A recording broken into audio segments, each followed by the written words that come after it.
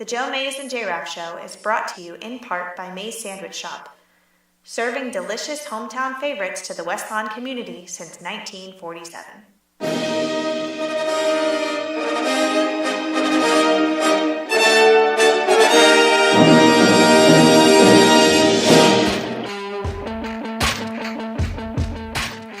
You are listening to the Joe Mays and J-Raff Show, bringing you the latest news and commentary on baseball. The 0-2 pitch, swing and a miss, struck him out! The Philadelphia Phillies are 2008 World Champions of Baseball! Hockey. Ladies and gentlemen, the Flyers are going to win the Stanley Cup! The Flyers win the Stanley Cup! College football. But now Blackledge is going to put it up on first down. He's scoring for the bundle. Garrity! Touchdown! And the NFL. The Denver Broncos are world champions. They have just won Super Bowl 50. Now, here are your hosts, Joe Mays and Justin Raffoff.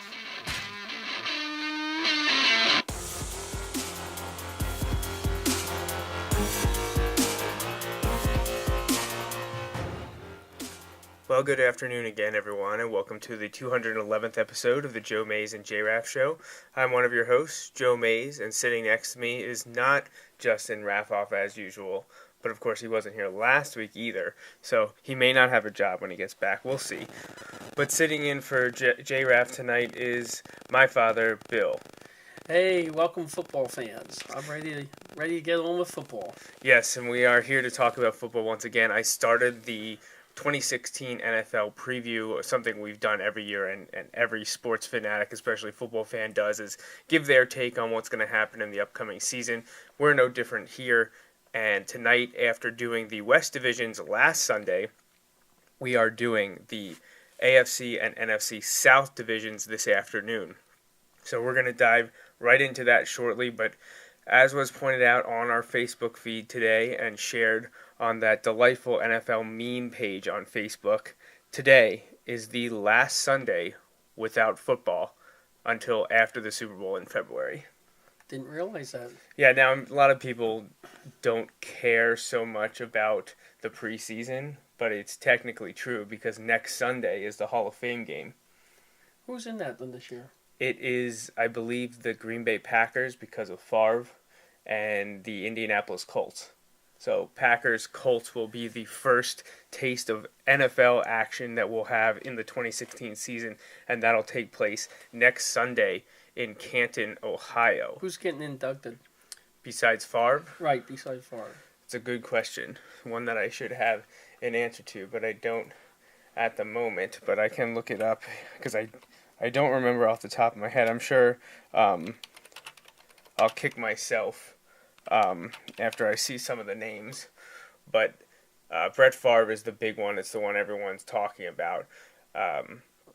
So we'll see some of the other names. Justin and I talked about it way back in January or end of January, early February, when it was first announced.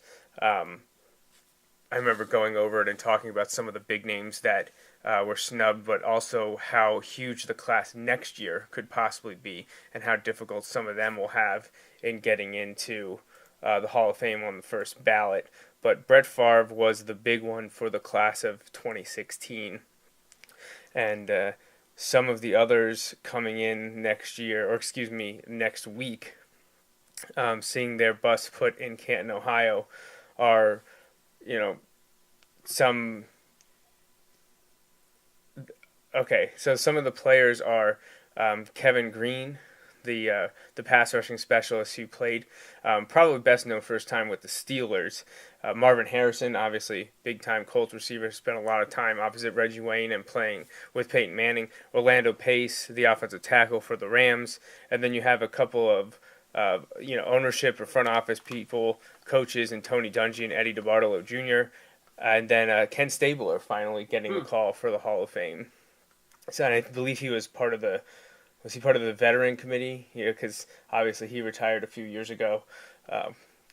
More than a few years ago, and probably the time had run out for him to be taken on the current ballots. But the the committee is able to get in some of the more deserving players that missed their original time to be voted in, or maybe they look better after years have passed, and Kent Stabler and Dick Stanfel are the two going in as part of the kind of the veteran players that missed their chance the first time around. But Favre is the biggest name, obviously. And a couple that missed the cut that Justin and I talked about, 6 months ago were Terrell Owens, Alan Faneca, Kurt Warner, and Terrell Davis. So we could possibly see them next year, but I know next year's class, the first timers at least, are there's a lot of big names that could possibly make it next year. So some of those players that missed first year could have a tough time in the second year just because of the talent that's going to be available that retired following the 2011 or 2012 season and waited there 5 years. I know among them is going to be, I believe, Donovan McNabb, Brian Dawkins for Eagles fans, and I think LaDainian Tomlinson's also in that group as well. So anyways, this is episode 211. We're talking NFL football, AFC and NFC South divisions. I always start with the NFC, and that's where we're going to go ahead and do that again here today. So, I always start at the bottom because I think it's best that we start at the bottom.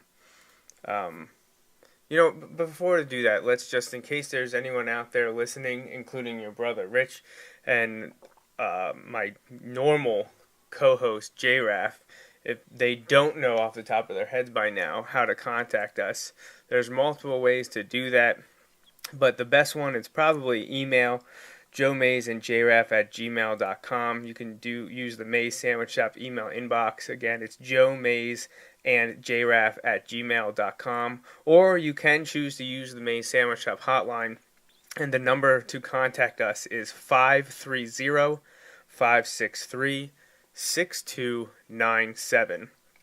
530-563-6297. And then also make sure that you follow us on Twitter at Joe Mays and J-Raff, and like our Facebook page. Just search for Joe Mays and J-Raff or the Joe Mays and J-Raff Show, and you will find it rather easily. Alright, so enough housekeeping. Let's move on to the topic at hand. On the 211th episode of the Joe Mays and J-Raff Show, we are continuing our 2016 NFL preview with the South divisions, and we're going to start in the NFC. And at the bottom, we're talking in no order right now. Carolina Panthers, Atlanta Falcons, Tampa Bay Buccaneers, and New Orleans Saints. Those are your four teams that we're focusing on. Of those four, which one do you think is going to be the worst? And generally, Justin and I do use wins. Now, we don't look across the board and say we've got 256 wins covered. We just kind of give a guess just to rate on a numerical scale how good are they going to be. So, which of those four teams do you think is the worst of the bunch? Well, truthfully, this might be a surprise for you, but I'm leaning towards New Orleans as my bottom dweller. Okay. And then it would probably be Tampa Bay. It was between Tampa Bay, of course. That's an obvious one. So I figure I'd go a little bit off the board there. New Orleans just hasn't looked good since they had that problem a couple of years ago. The Bounty Gate? Yeah, the Bounty Gate. So your bottom team is the Saints. Right. Okay, I mean, I don't know, honestly, that I can really argue against that. I mean, they were 7-9 last year. They were third place because the team that was worse was the Buccaneers, but they were 6-10, and they showed some signs at points in the 2015 season of being better. And obviously, they were awful in 2014. So taking a step forward, not a big deal. But the Saints, what exactly? How are they going to get any better? How are they going to hang with some of the better teams in the not only NFC, but I mean just in the NFC South in their own division? They made a couple additions, especially at linebacker. The biggest one was James Laurinaitis coming over from the Rams. They also added a former Penn Stater, Nate Stupar, he's been around the league having cups of coffee with many teams. He made the Super Bowl a few years back with the 49ers. I believe he's also played with the Falcons. They added a safety in Roman Harper. And the two bigger additions, at least name-wise, are going to be Kobe Fleener, Andrew Luck's former tight end with the Colts and Stanford. And then now on his third team, Nick Fairley, the former Auburn star, who went from Detroit to St. Louis last year and now is in New Orleans. Now, if any of those journeymen end up helping out, or some of their draft picks like defensive lineman Sheldon Rankins, or the wide receiver, or the couple of Ohio State guys, Michael Thomas and Von Bell, maybe the Saints aren't the worst team in the NFC South, but I'm leaning that way as well. But I think this is an interesting division because other than maybe the Panthers, and we'll get to that, I think the other three teams are very close together. Well, I totally agree. And the reason, until New Orleans can prove they turned their defense around, and Breeze has to have a better year than he did the last year or two. So he just, to me, I know he's getting older, but he just did not set the world on fire for me. So, but like you said, they could easily be just as easy second place too. Right. I mean, I don't see them winning the division, but I mean, if they win 9 games, that's probably good enough for second, I would think. I'm going to bounce around with my wins. All these fourth, third, and second, I think, are only going to be separated by 2 or 3 games. So if the Saints were 7-9 last year, I'd probably peg them at 6. Probably 6-10. I'm thinking kind of the same as the Bucs were a year ago. I mean, Drew Brees is about to turn 37. He says he wants to play into his 40s, but at some point he's going to start to slow down. I mean, we've seen that already recently. I don't know what to think about their offensive line. They lost Jari Evans. They also haven't really been able to find a go-to guy at running back. Now they lost Kerry Robinson in the offseason. Are they going to stick with Mark Ingram? Is he their guy? It's tough to say. And you've mentioned the defense has just been historically bad over the last few years. I mean, even when they won the Super Bowl, they weren't great. Now, they had guys that were making big plays. That was the biggest difference, was they had playmakers that were forcing fumbles or intercepting passes or making big fourth down stops when they needed it. And that's why they were able to win the Super Bowl. That was years ago now. I don't see a lot of optimism for the Saints last year. And people can say if you have a great quarterback, you're always going to be good, and that's why I don't think this is a 3-4-5 win team. I think it's a 6-7 win team. So I think they're similar to last year. Ball bounces their way a couple times. Maybe they get to 8 or 9, but to me, I think they're a 6-10 team and in 4th place in the NFC South. I agree. I'll tell you now, both divisions, I think the South is going to be the toughest divisions for both NFC and AFC. Perhaps toughest to predict, but in the long run, I'm not sure how good the teams are overall. Not necessarily. I didn't mean... I understand what you're saying. All right, I'll go next and say who my third place team is. And maybe it'll actually surprise you, not necessarily you, but people listening. I'm actually going to think I'm going to slot the Falcons in there. I think they got off to that fast start last year. I think they were, 4-0 and then 5-1. And then they cooled off and struggled down the stretch. Now, did they add enough to really push the Panthers, who were probably still the cream of the crop in that division and maybe in the NFC? I don't think that they did. I mean, they brought back Schaub, who had been there years ago as a backup quarterback. They added Mohamed Sanu. He's kind of the replacement for Roddy White, who left in the offseason and still isn't signed with the team. I do like that they got Alex Mack because he should be a good upgrade at center or in the interior offensive line. They stole Derek Shelby from the Dolphins. They brought in Courtney Upshaw from the Ravens, and they brought back Sean Witherspoon. If he can stay healthy, he was always a good linebacker. It's just he's been having a tough time. I didn't think they had a great draft. Actually, I ripped on the NFC South when we did our draft recap way back in early May. I felt that they reached for Keanu Neal, but they did obviously need help at safety. Their defense has been a problem, just like the Saints, albeit not as bad. You got to think the end for Matt Ryan is coming. He's been in the league now a long time. I believe this is his 9th year. So it's going to be tough for them to win with him soon. They're going to get restless, both with the coach and with the quarterback. I think they got to do something. I just don't think it's going to be this year. I think they're the third, the second worst team or the third best team in the NFC South. So last year they went 8-8 despite that hot start. I don't know that they're much better than that, so I think they're a 7-8 win team. And they have a new stadium coming, so they're going to want to open that in style. Maybe that means a new coach, new quarterback. That would be in another year or two. But I don't see the Falcons playing like the first half of last year. I see them playing more like the second half of last year and being a middling team in the NFC. What about you? Who do you have in third place? I figure I'm going to put the Tampa Bay there. I think they're going to be better than last year. I think they're going to be. They only had 6, I believe. I think they're going to be an 8-8. I think they're going to be tied with the Falcons. I'm figuring the Falcons pretty much as last year, 8-8, or 7-9. That's going to be a tough position, the third position. But right now, I'm going to lean towards Tampa Bay and then Atlanta. All right, so you do have Atlanta being in second place. You have a tiebreaker, or do you think that they're going to be a game better? No, I think probably the tiebreaker. Okay, so we both agree Saints in last place, probably about 6-10. Then I have the Falcons at 7-9 or 8-8 in third. You have the Buccaneers in third. What?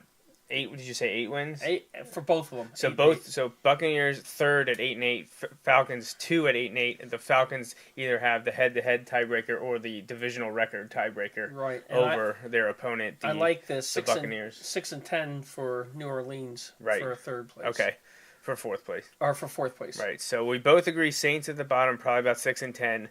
Then I have the Falcons in third, 7 or 8 wins. You have the Bucs in third at 8-8. Then the Falcons in second at 8-8. Now I'll talk about the Buccaneers because I have them in second place. I just think that their young guys are going to get better. I wasn't a huge fan of their draft only because I felt they took some chances, but if those chances work out, they're going to have some good players. They drafted cornerback Vernon Hargreaves in the first round. And in the second round, they took Noah Spence, who's from Harrisburg. He went to Ohio State originally, and he got suspended and kicked off the team there. He finished at one of the directional Kentucky schools and just lit it up in the against lower-level competition. He had been getting rave reviews in the offseason. We'll see now that training camps come around how well he performs against the big boys in pads in the hot summer weather. They also added a kicker early. Didn't lose a ton. And they brought in some guys that I think still have some things to prove or to offer. In cornerback Brent Grimes from the Dolphins. They also added Josh Robinson in the secondary. And Robert Ayers and Darryl Smith on defense, as well as adding a former Seahawk and J.R. Sweezy to the offensive line. I think an additional year of Jameis Winston, and we all know that Doug Martin rebounded well last season. Is he going to be able to duplicate that success?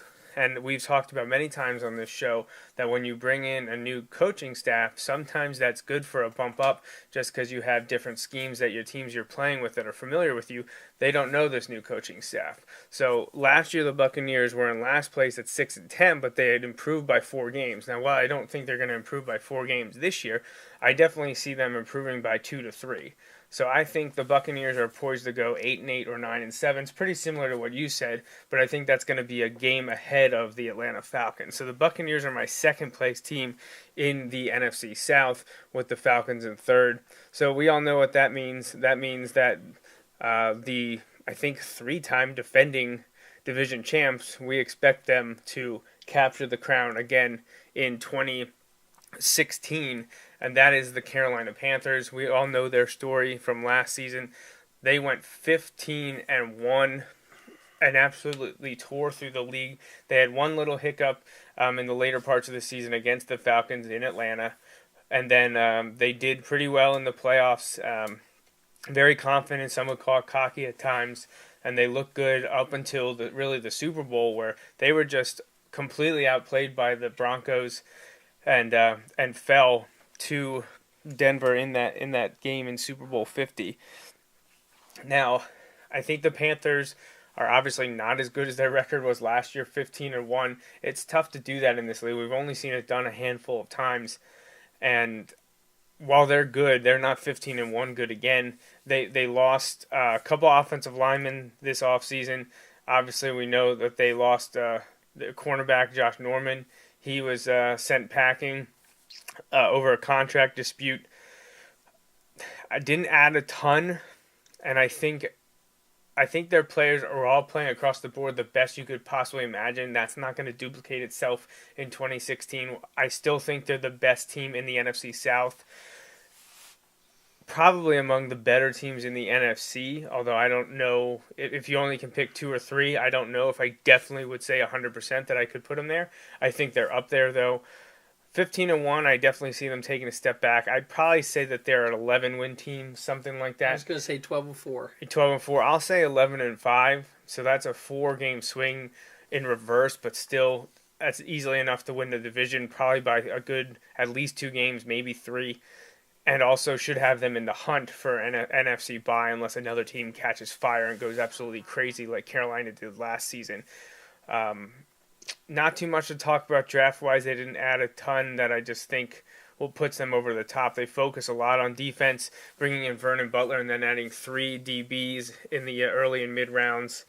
But it's tough to say. The Panthers had a tough time protecting Newton against that strong Broncos defense, and then they couldn't stop Denver even with Peyton Manning, who was a shell of his former self.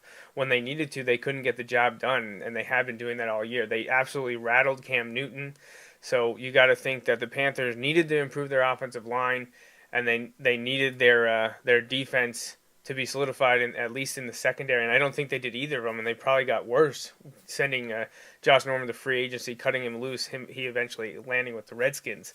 So, you go 15-1, lose a Super Bowl. I think there's going to be a little bit of a hangover effect, a little bit of too much optimism and people being overrated, that I think the Panthers are going to take a step back. They're still going to win the division. They may even get a bye in the playoffs, but I think around 11-5. You said 12-4. 12-4. So that's where we are with the NFC South. Anything else to add about that division? Not that I can think of. All right. Well, then let's waste no time and go right to the AFC. So we're talking AFC South, Houston Texans, Indianapolis Colts, Jacksonville Jaguars, and Tennessee Titans. Titans, one of the worst teams in the league last year. They went 3-13. Do you see much changing for them in 2016? I don't see much changing because the guys they picked up, most of them are getting towards the end of their career. Right. So I just, maybe 4-12, something like that. I still see them in 4th place in their division. Yeah, I mean, they have Marcus Mariota, and they still have a young guy. He's now entering his 3rd season in the NFL. You hopefully expect more out of him, but I just don't know that the guys they brought in, like you said, a lot of aging veterans that weren't doing much at the previous stop. So what makes you think that they're going to do much more in Tennessee? And maybe maybe they are just bodies. They added Matt Castle as Mariota's backup. We know that the big trade, at least it was big around here because of the Philadelphia connection to Marco Murray ending up in Tennessee. They did sign Rashard Matthews away from the Dolphins to complement some of their other wide receivers, but I just don't know that what they did in free agency and in the draft, if they did enough for this season. Now, maybe you could say, well, they're looking ahead to the next season. It's very well possible. They went, 2-14 the year before, 3-13 last year. You got to think that ownership and the fans are going to want to, I mean, obviously they want a 10+ win season, but you got to think they want the Titans to show a bigger step up than 1 win. You got to think that they're hoping for a 6 or 7 win year, and I don't think it's in the cards. I just don't know. I mean, unless their draft picks at Conklin Dodd and Austin Johnson and Derrick Henry was probably a steal, and probably should be starting over DeMarco Murray. Unless those guys really light it up and Mariota takes a huge step forward, it's tough to think that the Titans are more than a 3 or 4 win team. I mean, obviously that's going to put them in the bottom. They just don't have enough. I just don't think that they have enough to handle what they're going to have thrown at them. Not to say that the the Texans, the Jaguars, and the Colts are the cream of the crop in the NFL, but they're not pushovers either.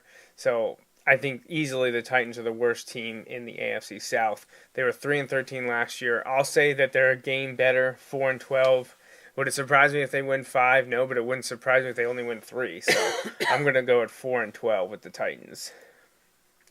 Now it's going to start to get interesting because much like the NFC South, the AFC South, I think, has 3 other pretty solid teams. And if you told me that any of the 3 were going to win the division, I certainly would believe you. But who are we going to pick and where? Oh boy, it's tough. The Texans won the division last year at 9-7. We all know the issues the Colts had last year in staying healthy. When Andrew Luck, when your franchise guy is injured and not playing well, it's a wonder they got to 8-8. But remember, the Colts were a preseason AFC favorite, and for them to not win the division was pretty shocking and devastating. But what are they going to do this year? Who do I have in third? Oh boy.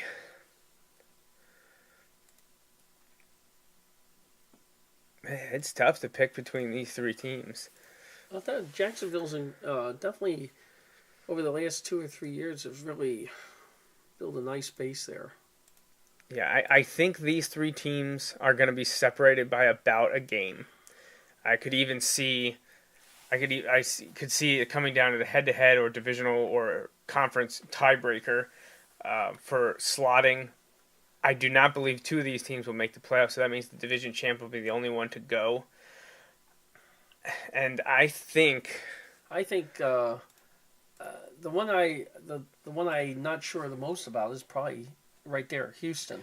Yeah. And that's because how good is Brock going to be? I mean, one season does not make. Yeah, my only counterpoint to losing Foster. My only counterpoint to how good is Brock going to be is it can't be any worse than what Houston was throwing out last year. Exactly right. You know, Brian Hoyer didn't exactly light the world on fire. Neither did Mallet. They would have won more games with the. Well, right. Anyone else that you trot out there, you know, Brock Osweiler. Well, no, he hasn't proven a lot yet. He's probably done enough to at least give him the benefit of the doubt for this year.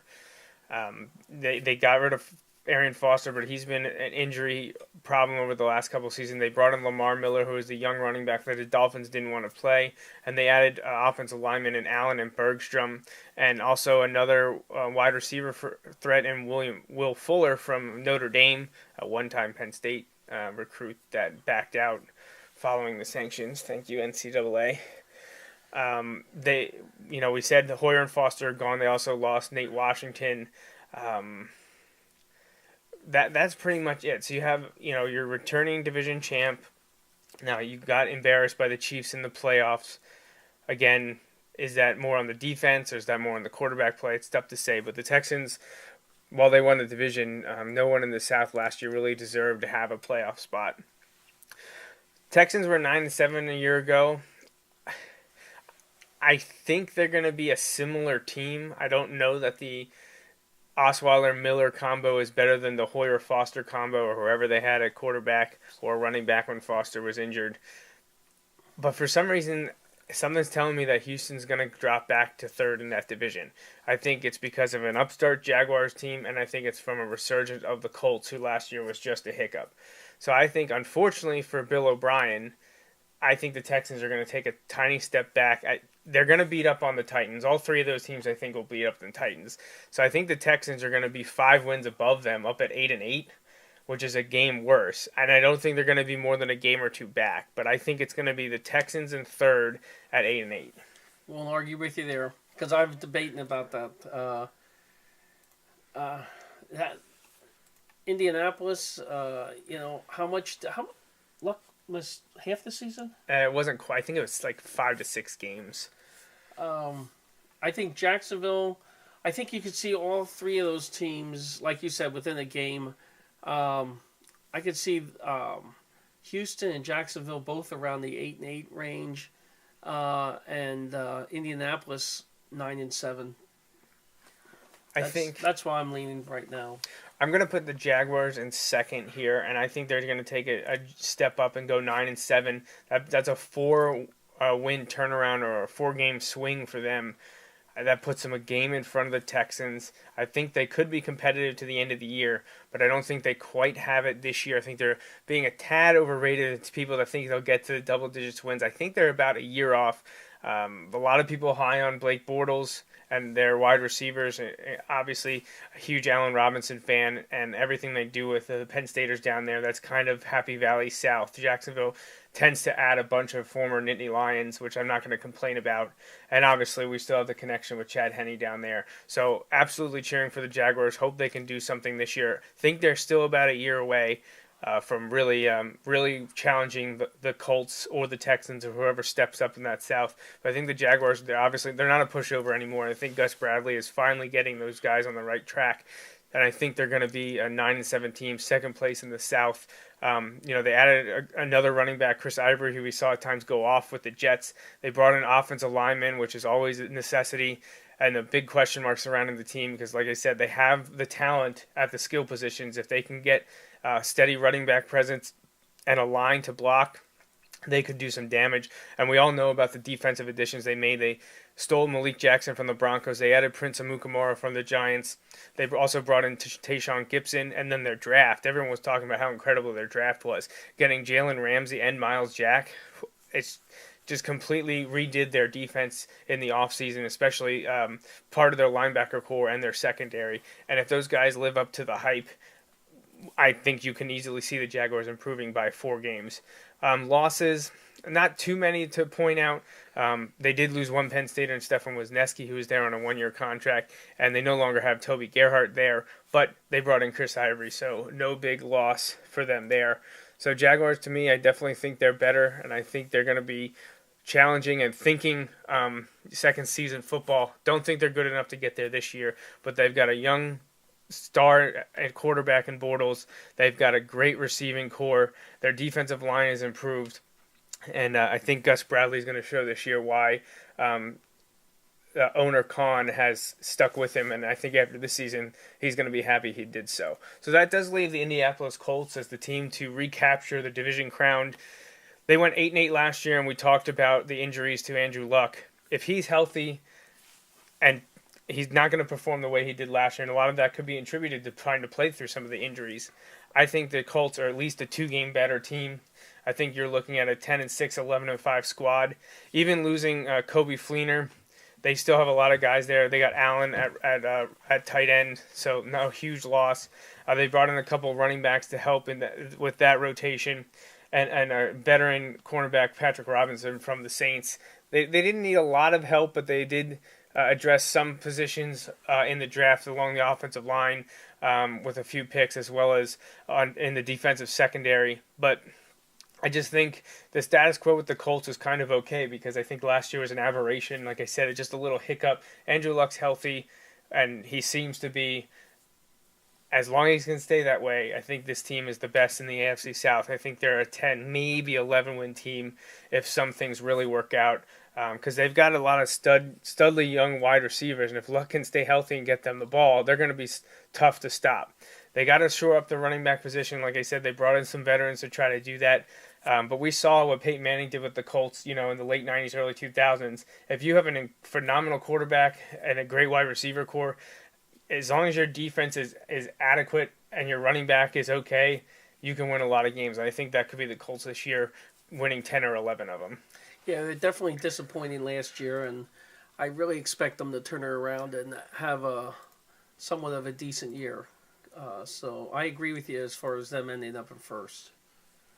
We didn't have a lot of disagreements. We pretty much went the same in the AFC South, and the only NFC South change is we flip-flopped the Buccaneers and the Falcons, but had them pretty much winning the same amount. So not a lot of disagreement.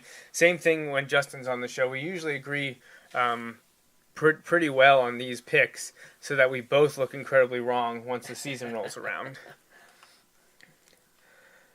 All right. So we will be back again next week before going on hiatus for a few weeks again, just to because of some travel, and then we're working on the Bulldog Hour and whatnot. So we'll be here August 7th. Again, that's the day of the Hall of Fame game. You won't hear from us again on the normal show until I believe Labor Day weekend. I think the next show would then be September 4th.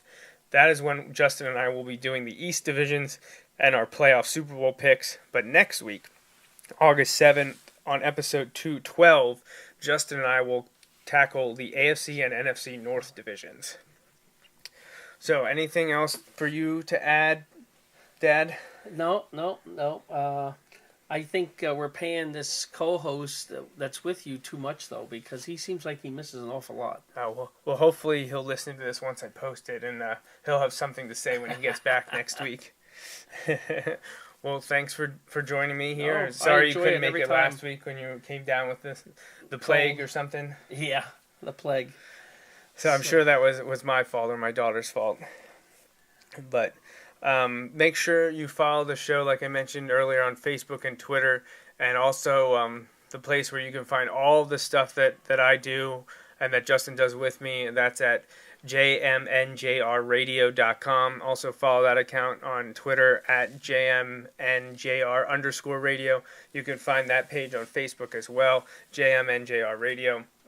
And look into the Bulldog Hour stuff. If you're a fan of high school football, especially the Wilson Bulldogs, we do interviews and game recaps and highlights, and that's all just getting started because really we're not even 2 weeks away from camp starting here in Pennsylvania for the high school football season, and the Bulldog Hour will be there and strongly this year in the Lancaster, Lebanon, and Berks County region. So if you are interested in that stuff, go to bulldoghour.com for more. I can't wait to defend my championship in fantasy in a couple weeks. 3 weeks away, and we got our draft. All right. Well, for Justin and my dad, Bill, I'm Joe Mays. Thanks for listening to episode 212 of the Joe Mays and J-Raff Show. Thanks for listening to the Joe Mays and J-Raff Show.